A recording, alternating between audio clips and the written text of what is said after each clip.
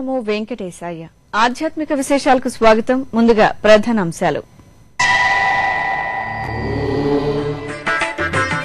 TTD EO doctor Sambasiva Rao BIRD ఆసుపత్రి సందర్శన.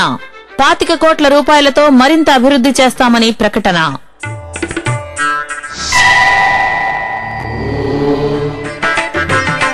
తెలుగు రాష్ట్రాల్లో వేడుకగా సంకష్టహర చతుర్థి. గణనాథుడికి ప్రత్యేక అభిషేకాలు, పూజలు.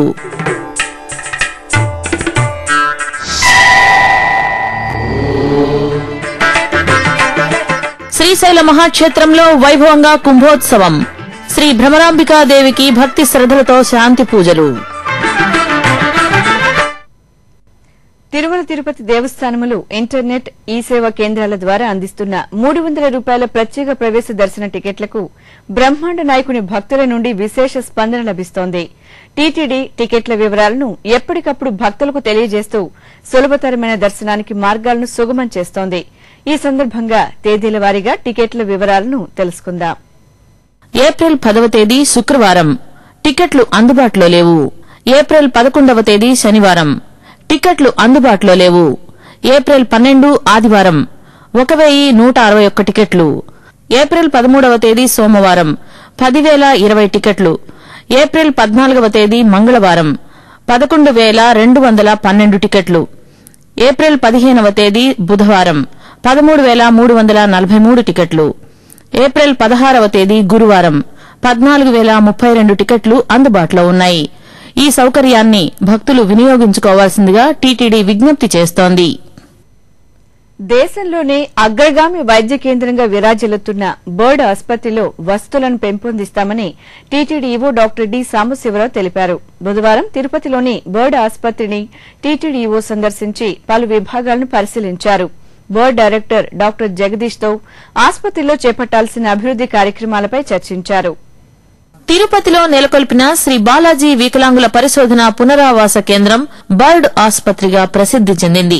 ఎందరో రోగులకు ఆలంబనగా నిలుస్తూ నడిపించే దేవాలయంగా ఈ ఆసుపత్రి విరాజిల్లుతోంది. టీటీడీ సేవా కార్యక్రమాల్లో భాగంగా ఏర్పాటైన ఈ వైద్యాలయంలో ప్రతి ఏటా 7,000 మంది రోగులకు శస్త్రచికిత్సలను నిర్వహిస్తున్నారు. తిరుమల తిరుపతి దేవస్థానం బర్డ్ ఆసుపత్రి అభివృద్దికి విశేషంగా నిధులను అందజేస్తోంది. ఈ నేపథ్యంలో టీటీడీ శ్రీకార్య నిర్వహణాధికారి డాక్టర్ దొండపాటి సాంబశివరావు బుధవారం బర్డ్ ఆసుపత్రిని సందర్శించారు. ముందుగా ఆసుపత్రిలోని శ్రీ వెంకటేశ్వర స్వామికి నిర్వహించిన పూజల్లో పాల్గొన్నారు. అనంతరం ఓపీడీ1, ఓపీడీ2 డైరెక్టర్ ఓపీ గది సిబ్బంది కార్యాలయాలను పరిశీలించారు. అలాగే ఓపీ రిజిస్ట్రేషన్ కార్యాలయాలను పరిశీలించి పలు సూచనలు అందజేశారు. ఫిజియోథెరపీ, ఎలక్ట్రోఫిజియోథెరపీ, ప్రత్యేక వార్డులను పరిశీలించి రోగులతో మాట్లాడారు. బర్డులో అందుతున్న వైద్య సదుపాయాలపై పలువురు రోగులతో మాట్లాడి వివరాలను తెలుసుకున్నారు. అనంతరం పోస్ట్ ఆపరేటివ్, ప్రీ ఆపరేటివ్ వార్డుల్లో ఉన్న రోగులతోనూ మాట్లాడారు. అక్కడే ఉన్న ఆసుపత్రి గ్రంథాలయాన్ని పరిశీలించిన తర్వాత ఆర్టిఫిషియల్ లింబ్ సెంటర్ను సందర్శించారు. అక్కడ కృత్రిమ అవయవాల తయారీని పరిశీలించి సిబ్బందితో తయారీ విధానంపై మాట్లాడారు. ఈ సందర్భంగా బర్డ్ డైరెక్టర్ డాక్టర్ జగదీష్ ఆసుపత్రి అభివృద్ది కృషి చేస్తున్న కృషి పట్ల సంతోషం వ్యక్తం చేశారు. అనంతరం డైరెక్టర్ కార్యాలయానికి చేరుకుని కొంతసేపు అధికారులతో ఆసుపత్రి అభివృద్దిపై చర్చించారు. జిల్లాల వారీగా టీటీడీ కళ్యాణ మండపాల్లో ప్రత్యేకంగా క్యాంపులను ఏర్పాటు చేసి అవసరమైన వారికి కృత్రిమ అవయవాలను అందించాలని కోరారు. రోగులకు జనరిక్ మందులు అందే విధంగా చర్యలు చేపట్టాలని సూచించారు. అనంతరం TTD EO doctor D Sambasivarao మాట్లాడుతూ బర్డ్ ఆసుపత్రిని 25 కోట్ల రూపాయల నిధులతో అభివృద్ది చేస్తున్నామని తెలిపారు. ఈ రోజు ఇక్కడ బర్డ్ హాస్పిటల్లో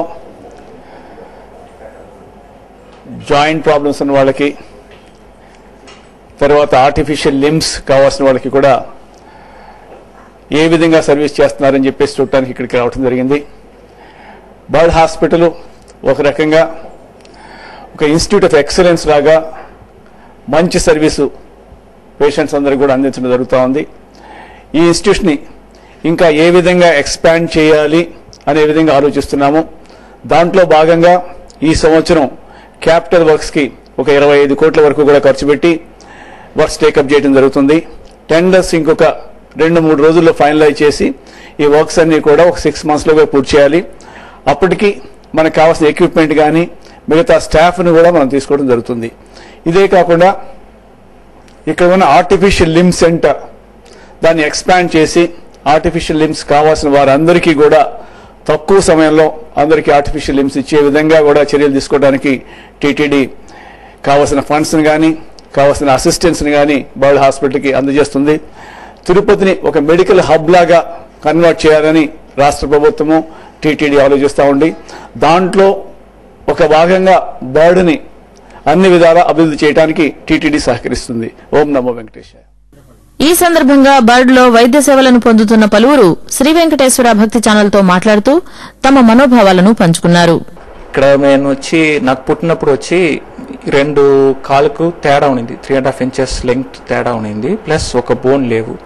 అప్పుడు మా ఊర్లో వచ్చి మా పక్కన నైబర్స్ అంతా వచ్చి ఇక్కడ తిరుపతిలో బర్డ్ హాస్పిటల్ ఉంది, బాగా చేస్తున్నారు, ఆర్థోకు ఇది పోలియోకు స్టార్ట్ చేసింది అన్నారు. బట్ నాకు పోలియో లేవు, ఈ ఎమిక లేవు, దాంట్లో ప్రాబ్లం పుట్టినప్పుడు లెంగ్త్ ప్రాబ్లం ప్లస్ ఎమిక లేవు. దానికి అప్పుడు హాస్పిటల్ అక్కడ ఉంది, వేరే ఒక జాగా అక్కడ ఉన్నప్పుడు అక్కడ వస్తే అప్పుడు ఈయన డాక్టర్ జగదీష్ మమ్మల్ని చూసి ఇది మరి చేయవచ్చాం. మేము అక్కడ మా ఊర్లంతా చూసినప్పుడు మాకు ఏం చెప్పినారంటే ఈ అబ్బాయికి 15 years అయ్యే వరకు మనం ఏం ట్రీట్మెంట్ చేయమాలదు, ఏమంటే గ్రోత్ న్యాచురల్ గ్రోత్ ఉంది దాంట్లో, ఇప్పటికి ఏం చేయమాలుతున్నారు.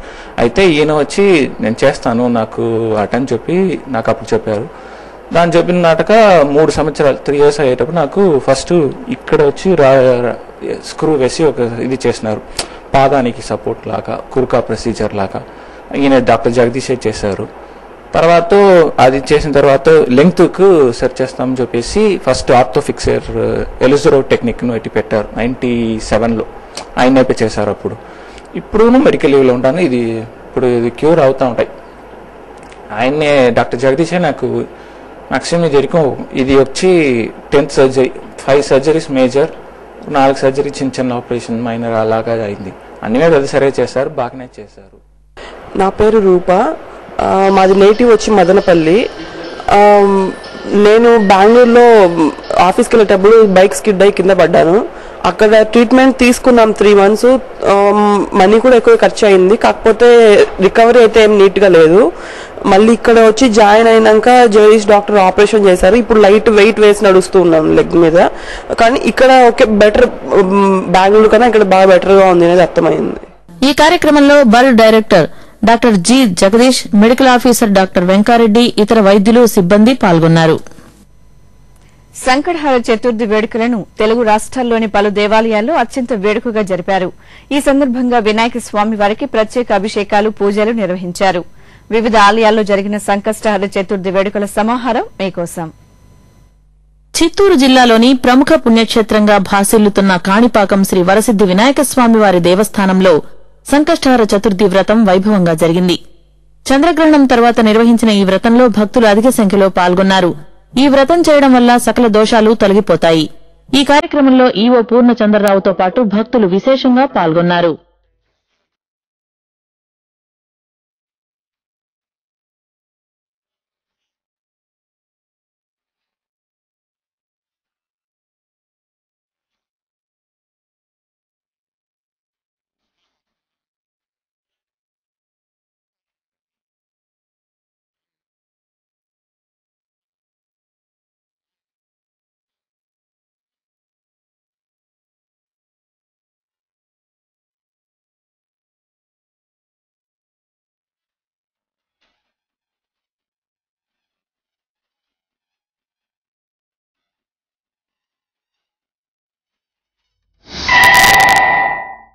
విశాఖ మహానగరం మరిపాలెంలో కొలువైన శ్రీ వరసిద్ది వినాయక స్వామి ఆలయంలో సంకష్టహర చతుర్థిని పురస్కరించుకుని ప్రత్యేక అభిషేకాలు నిర్వహించారు. ముందుగా స్వామివారిని ప్రాతకాలమే సుప్రభాత సేవతో మేలుకొల్పి షోడశోపచార పూజలను నిర్వహించారు. అనంతరం పంచామృతాభిషేకాలు నిర్వహించారు. భక్తులు స్వామివారిని దర్శించుకుని తీర్థ ప్రసాదాలను స్వీకరించారు. నిజామాబాద్ పట్టణం గుర్బాబాది మార్గంలోని సార్వజనిక్ గణేష్ మందిరంలో సంకష్టహర చతుర్థిని పురస్కరించుకుని స్వామివారికి ఫల పంచామృతాలు, శుద్ధ జలాలు, కొబ్బరి నీటితో అభిషేకాలు నిర్వహించారు. నూతన వస్త్రాలు, పరిమళభరిత పుష్పాలతో అలంకరించారు. అనంతరం ముత్తైదువులు సామూహిక దూర్వాంకుర పూజలను జరిపారు. ఆ తరువాత మహానివేదన, మంగళహారతులు సమర్పించారు. సంకటహర చతుర్థి సందర్భంగా కరీంనగర్ ముకరంపురంలోని శ్రీ హనుమాన్ సంతోషిమాత ఆలయంలో వినాయకునికి పంచామృతాభిషేకం, విశేష అర్చనలు జరిపారు. సాయంత్రం వేళ దేవాలయంలో సంకష్టహర చతుర్థి వ్రతాన్ని నిర్వహించారు. భక్తులు పెద్ద ఎత్తున ఈ వ్రతంలో పాల్గొన్నారు.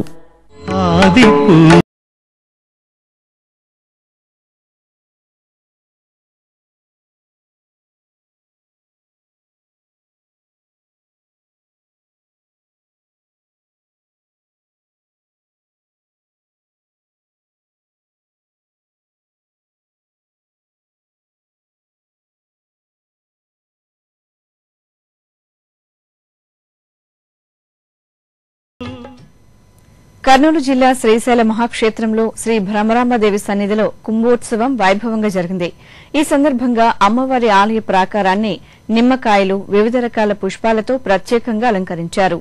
రౌద్ర రూప స్వరూపిణిగా ఉండే భ్రమరాంబను శాంతపరిచే ఆచారంలో భాగంగా ప్రతి ఏటా చైత్రమాసంలో కుంభోత్సవం నిర్వహించడం ఆనవాయితీ.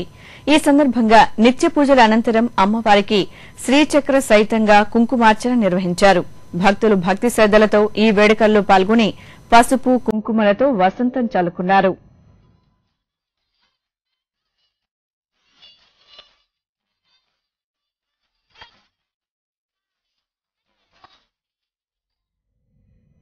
చిత్తూరులోని శ్రీ కోదండరామస్వామి వారి బ్రహ్మోత్సవాలు వైభవంగా జరుగుతున్నాయి. ఈ నేపథ్యంలో తొలుత స్వామివారి మూలమూర్తులకు అభిషేకం నిర్వహించారు. మహాకలశ స్థాపనతో సుదర్శన హోమం నిర్వహించి పూర్ణాహుతి సమర్పించారు. సీతాలక్ష్మణ సమేతంగా స్వామివారిని రథంపై వేంచేపు చేశారు. అనంతరం హనుమంతుల వారు ముందు నడుస్తుండగా రథోత్సవాన్ని వైభవంగా నిర్వహించారు.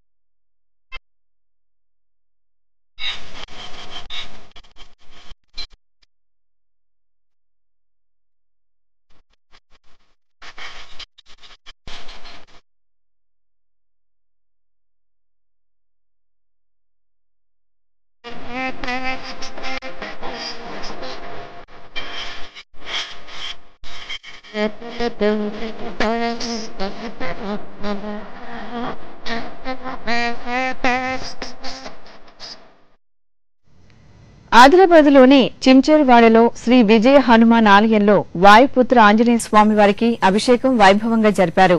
వేకువజామునే స్వామివారి విగ్రహానికి పాలు, పెరుగు, తేనె, కొబ్బరి నీరు తదితర పరిమళ ద్రవ్యాలతో అభిషేకం నిర్వహించారు. అనంతరం పల్లకి ఉత్సవాన్ని నిర్వహించారు. భక్తులు పవనసూతునికి ప్రణమిల్లి కర్పూర నీరాజనాలు సమర్పించారు.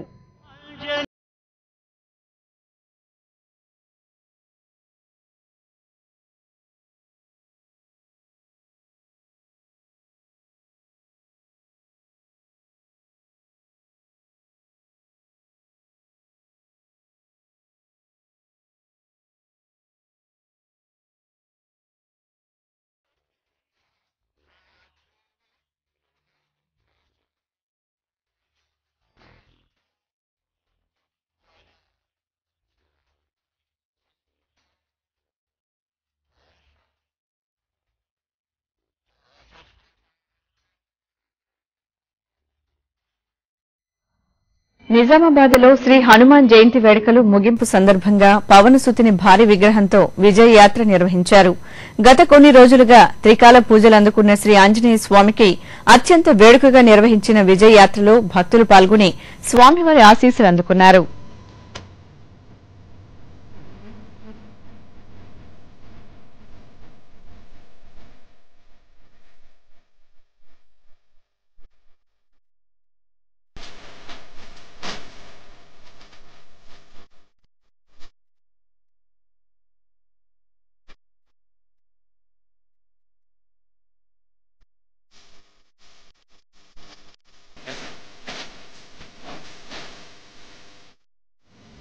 ఆదిలాబాద్ జిల్లా నిర్మల్ దేవరకోటలో వెలిసిన శ్రీ లక్ష్మీ వెంకటేశ్వర స్వామివారి కళ్యాణం ఘనంగా జరిగింది. స్వామివారి బ్రహ్మోత్సవాలలో భాగంగా ఈ కళ్యాణం జరిపారు. మేళతాళాల నడుమ స్వామి అమ్మవార్లను పల్లకిపై ఊరేగింపుగా కళ్యాణ వేదికకు తీసుకువచ్చి కొలువుదీర్చారు. అనంతరం వేద పండితుల మంత్రోచ్చారణల మధ్య శ్రీదేవి భూదేవి సమేత శ్రీ వెంకటేశ్వర స్వామివారి కళ్యాణం ఆగమోక్తంగా జరిగింది. భక్తులు పెద్ద సంఖ్యలో ఈ కళ్యాణంలో పాల్గొని తీర్థ ప్రసాదాలు స్వీకరించారు.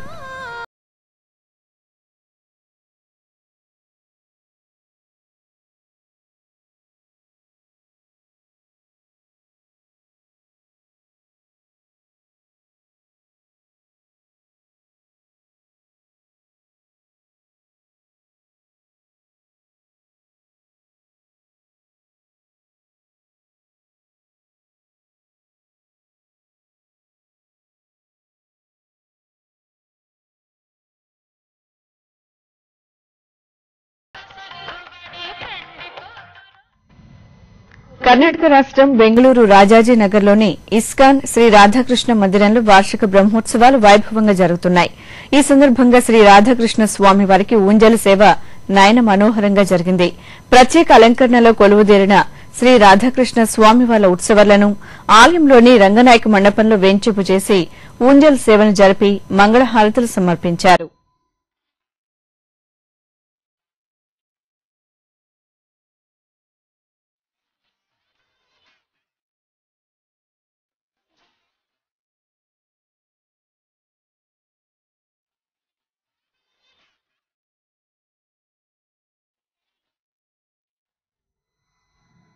కర్ణాటక రాష్ట్రం హుబ్లీ నగరంలో శ్రీ సీతారాముల కళ్యాణం అంగరంగ వైభవంగా జరిగింది. నగరంలోని శ్రీ ఆంజనేయ స్వామి ఆలయంలో శ్రీ సీతారాములకు పంచామృతాభిషేకం, విశేష పూజలు చేశారు. అనంతరం శ్రీ సీతారాముల ఉత్సవమూర్తులకు మంగళ స్నానాలు, పాణిగ్రహణం, కంకణ ధారణ, మాంగళ్య ధారణ తదితర క్రతువులను అర్చక స్వాములు శాస్త్రోక్తంగా నిర్వహించారు. భక్తులు అధిక సంఖ్యలో పాల్గొని స్వామివారి కళ్యాణాన్ని వీక్షించి తీర్థప్రసాదాలు స్వీకరించారు.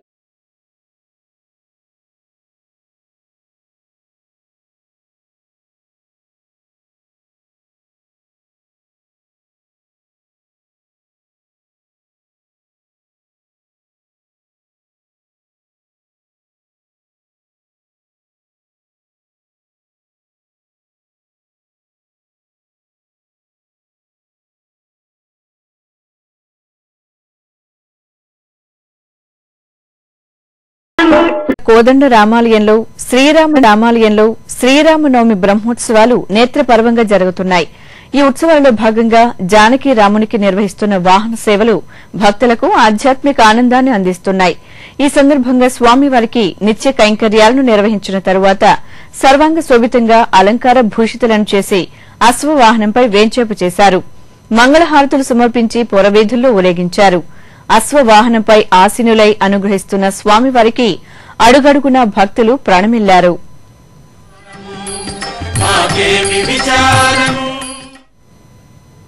కాంచీపురం సమీపంలోని వడకల్పాకంలో శ్రీ ప్రసన్న వెంకటేశ్వర స్వామి ఆలయ మహాకుంభాభిషేకం ఘనంగా జరిగింది.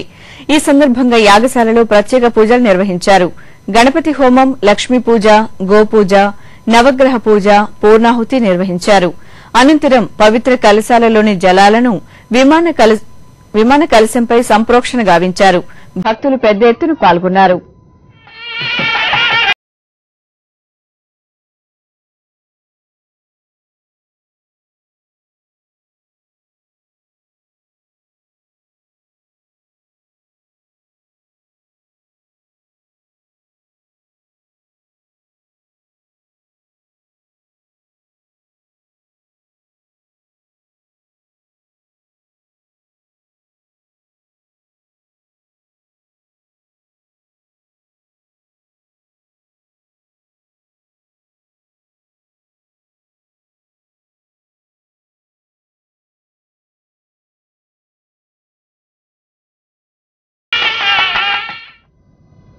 ఆధ్యాత్మిక విశేషాలు ముగించే ముందు ప్రధానాంశాలు మరోసారి.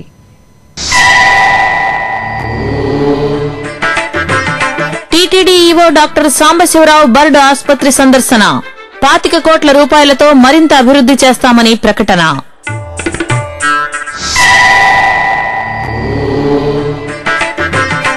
తెలుగు రాష్ట్రాల్లో వేడుకగా సంకష్టహర చతుర్థి. గణనాథుడికి ప్రత్యేక అభిషేకాలు, పూజలు.